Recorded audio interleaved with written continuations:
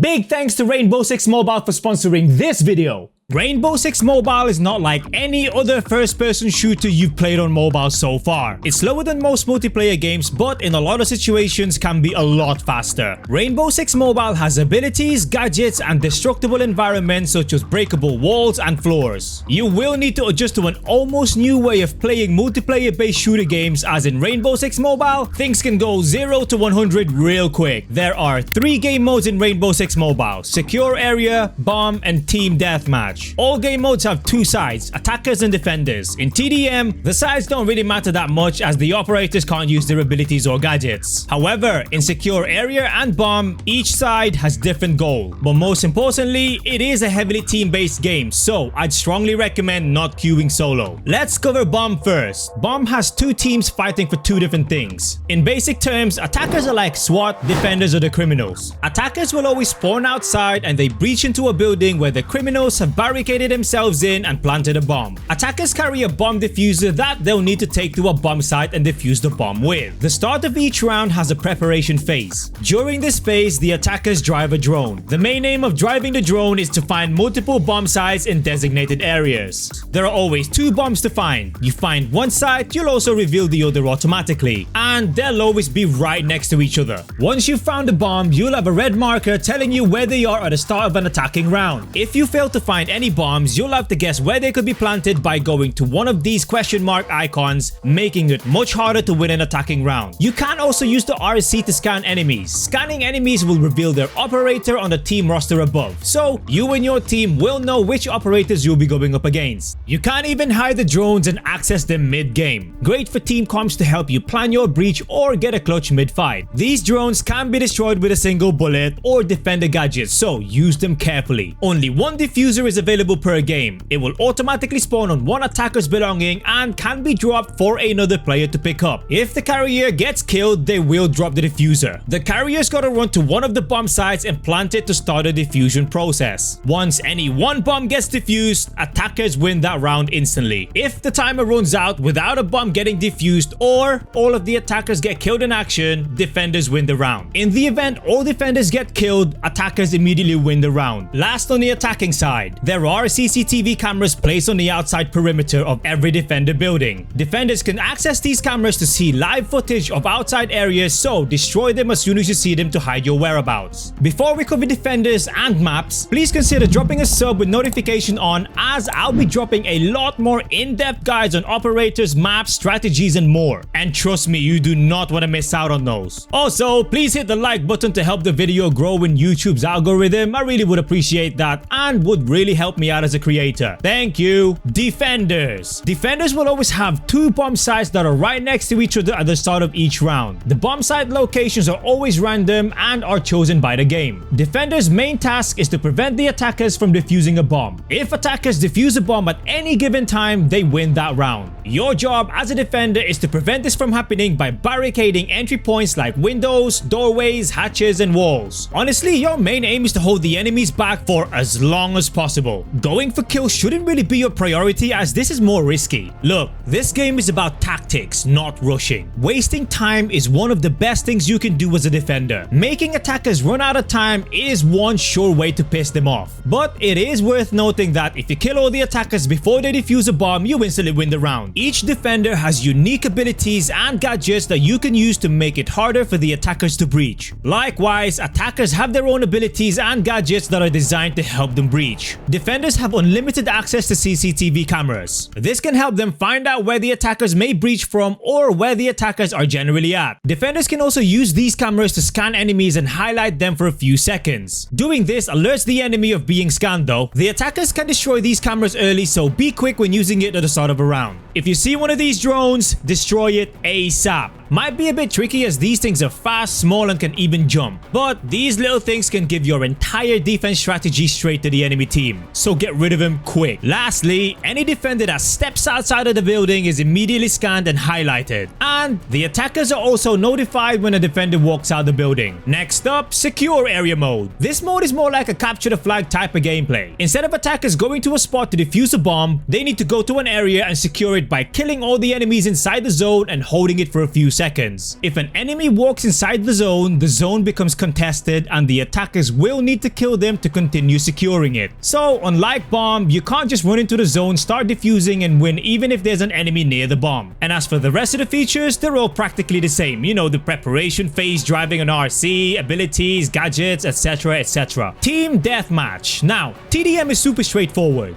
2 teams, 5 players on each side, 1 objective. First team to reach X amount of kills wins the round. Now, let's talk about Rainbow Six Mobile's interactive maps. Maps in Rainbow Six Mobile have a lot of interactive and breakable features. Defenders can barricade windows, which attackers can destroy. Attackers have the option to rappel up to the roof and breach from the top openings, or through the windows high above the ground. There are even hatches that can be barricaded by defenders and destroyed by attackers for entry points. Then there are wooden walls that can be barricaded with metal sheets. Wooden floors and walls can also be wallbanged to create peeking points or even straight kill an enemy simply by shooting through them. Lastly, anything that can be barricaded with wood can be reinforced, and anything that's reinforced is bulletproof. Once they've been reinforced, only certain operators can destroy them. Which brings me to my next point, operators. Each operator is unique. The team with the best operator team composition has a higher chance of winning a match, obviously providing they have the base skills. There are operators that focus on breaching, some focus on PvP or intel acquisition, but don't worry, I will be dropping a ton of epic guides like I said earlier, so I got you fam. Anyway, understanding how each operator works will not only help you as the player but also your team as a whole. Like I said earlier, this game relies heavily on teamwork, so get to know these guys ASAP. Not only this, knowing how each operator works will definitely help you counter them when you see them on the enemy team. So yeah, learn them. Map knowledge. Let me make one thing clear.